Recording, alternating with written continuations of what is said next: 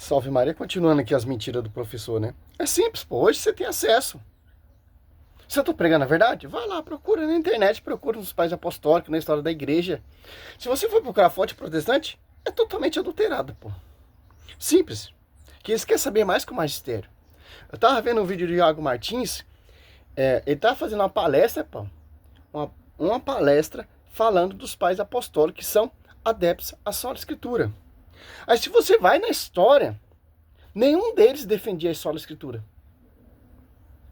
A tradição.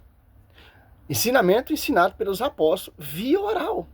Depois vem a escritura. Aí se torna um conjunto infalível.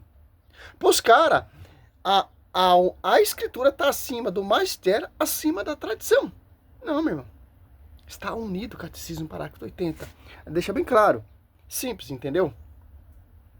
Atos 17:11. E eu vou ler esse texto depois para você. Já respondemos sobre isso. Iconófilo, não é? Defensor do uso de imagens na época, ele disse o seguinte, e aqui eu extraí isso da obra do Dr. Jaroslav Pelikan, tá? A editora que publicou essa obra é a Shed Publicações. Ele disse o seguinte: o homem criado de acordo com a imagem de Deus é a imagem de Deus, em especial porque ele é escolhido pelo Espírito Santo como sua habitação.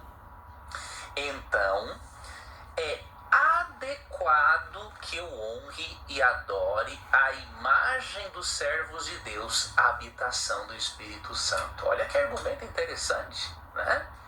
Já que o ser humano é a imagem e semelhança de Deus e o Espírito Santo habita no ser humano, é adequado honrarmos e adorarmos a imagem de servos de Deus, que são a habitação do Espírito Santo. Então você perceba, existem... Aqui você percebe, olha a malandragem do professor para provar, para degrinir a nossa fé. Olha a diferença. Você vai adorar um ser humano como adora Deus? Não. Você pode prestar um culto de honra, respeito. Jamais deve ser fonte protestante. A Igreja Católica definiu e ensinou que se deve adorar um ser humano como nós, que habita o Espírito Santo. É simples. Hebreus 13, 7. Lembrai do vosso guia que encerrar a carreira. Nós prestamos culto a essas imagens via sacra, ícones que nos levam a ponta a Deus, culto de honra. Porque as imagens dos servos de Deus são uma janela, abrem uma janela para mim adorar o verbo. Olha só, a igreja, ela proíbe a adoração. Como Cornélio postou ali diante de São Pedro, ele postou Atos Apóstolos 10, 25, 6, para adorar São Pedro. E São Pedro repreendeu, porque eu sou homem como você, a adorar somente a Deus. Então, já essa estratégia, essa manobra, cai quem não conhece Bíblia. Josué 7,6 prostou diante da imagem via sacra. Moisés prostava diante da imagem via sacra, quando entrava ali na tenda, para ter a revelação do verbo, ou do Deus vivo, através das imagens via sacra. Êxodo 25, 22. Certo? É simples. Tem uma diferença. Adorar somente a Deus. Então você perceba, existem argumentos lógicos e de ordem filosófica. Então você não pode dizer, por exemplo, assim, os católicos não sabem nada de Bíblia. Obviamente, poucos membros da Igreja Católica sabem algo de Bíblia porque eles não são, por tradição, ensinados a estudarem a Bíblia. Eles confiam naquilo que a igreja diz a respeito. Nós sabemos de Bíblia, porque a gente estuda uma Bíblia com a visão do magistério e da tradição. Para não ter essa divergência que tem hoje em dia aí. Eu estudo da Bíblia por conta própria. Leio o texto de Mateus 16, 18. Deus está falando comigo, então eu posso fundar a igreja. Não. Nós católicos seguimos o magistério e a tradição. Nós não lemos a Bíblia por conta própria.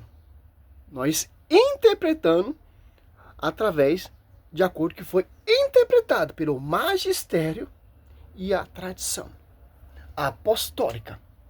Simples entender isso. Por que isso acontece? Porque a Bíblia se torna infalível. E até agora ele não está falando e provando nada das imagens via sacra. Está tentando fazer a manobra para colocar na sua cabeça que Deus proíbe imagem via sacra. Mas o que Deus está proibindo é imagem de outro Deus, como os iconoclastas, né? Tá? Era contra a adoração a outros deuses. Ensinados a estudarem a Bíblia, né? Eles confiam naquilo que a igreja diz a respeito. Mas quando você vai para conversar com um teólogo católico, a coisa já muda de figura. O cara conhece. Conhecimento de história eclesiástica, algo de teologia e principalmente de filosofia, tá? Então é importante você saber esses argumentos, até para você entender que a teologia católica é forte, é importante e que nós precisamos, como protestantes, avaliarmos esses argumentos à luz da Bíblia e também à luz da filosofia para darmos as devidas respostas. Filosofia não, a tradição.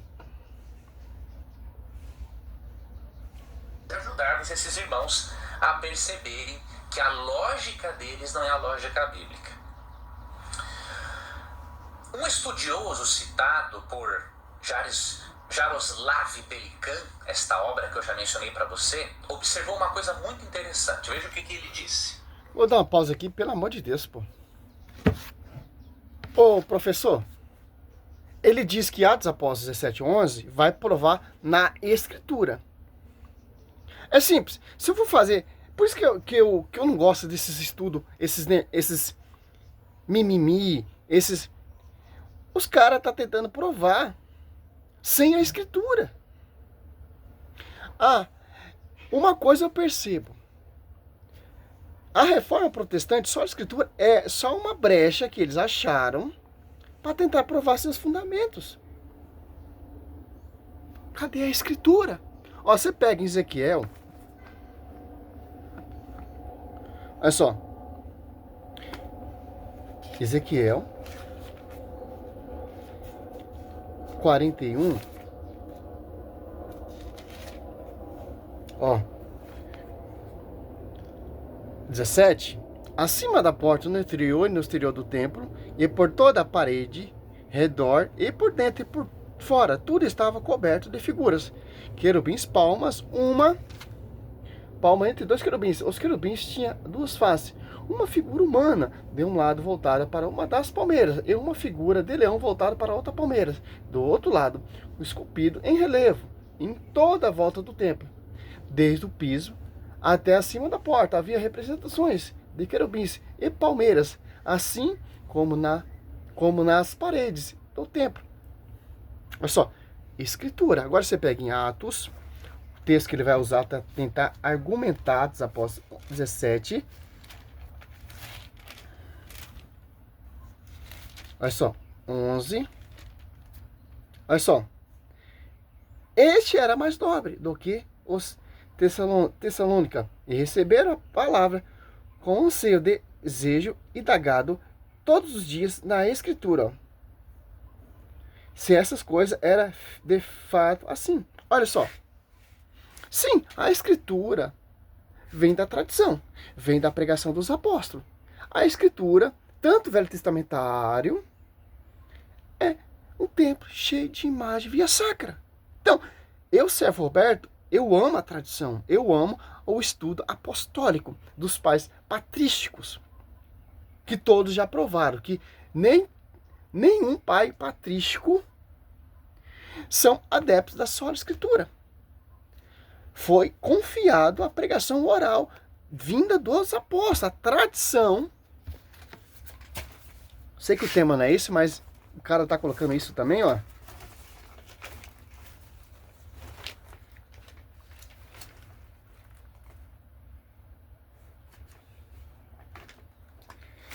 Santo Epifânio, de Salaminas, a tradição apostólica, a Sagrada Escritura e as sucessões de mestres tornaram-se nossos limites e fundamentos para a edição da nossa fé.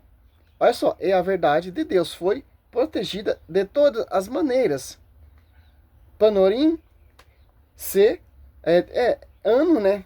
Esse ano é 378. Santo Epifânio de Salaminas, né? Mas a tradição também deve ser usada pois nem tudo está disponível nas escrituras sagradas. Olha só. Assim, os santos apóstolos transmitiram algumas coisas nas escrituras, mas outras em tradições. Como diz São Paulo, assim como entreguei a tradição, os santos apóstolos de Deus. Então deram aos santos a igreja de Deus. A tradição que é pecaminosa, mudar de ideia e casar-se depois de fazer um voto de virgindade, Panorim, né? Olha só, não tem como, não tem como. Você pega lá as imagens via sacra do primeiro século, você vai ter imensas imagens ali nas catatumbas. Por quê? O Velho Testamento são as sombras do Novo. Hebreus 10, 1. Bens vindouros. Então, o que era a realidade no Velho Testamento, o que era o culto no Velho Testamento, como por exemplo as imagens via sacra, Maria, a Arca da Aliança, Moisés pastoreio, se prefigura no Novo Testamento. Olha só, o Novo Testamento segue a linha de raciocínio com o Velho Testamento. Templo, cheio de imagem. Um pastoreio, Moisés. O Novo Testamento é a mesma coisa, porque o Velho Testamento são apenas sombras. O que era imagem de querubins, de leões, de bois, no Novo Testamento são imagens de servos. Como esses servos será lembrado? Hebreus 13, 7. Através das imagens via sacra. Como o povo lembrava da aliança de Deus? Através da imagem via sacra. Arca da aliança, querubins. Simples entender isso. Mas vamos lá, né? Vamos degustando, vamos... Porque não mostrou nada até agora, pô. Não posso ficar nesse contexto. Tem muita coisa para fazer, pô. Estudar muita coisa, tem muita coisa para fazer aqui em casa. Fazer um piso, muita coisa, pô. Eu não ganho a vida fazendo isso aqui. Simples, salve Maria, sou servo missionário Roberto, que é um entendimento para você não cair nesse contexto desses doutores. Glória a Deus, aleluia.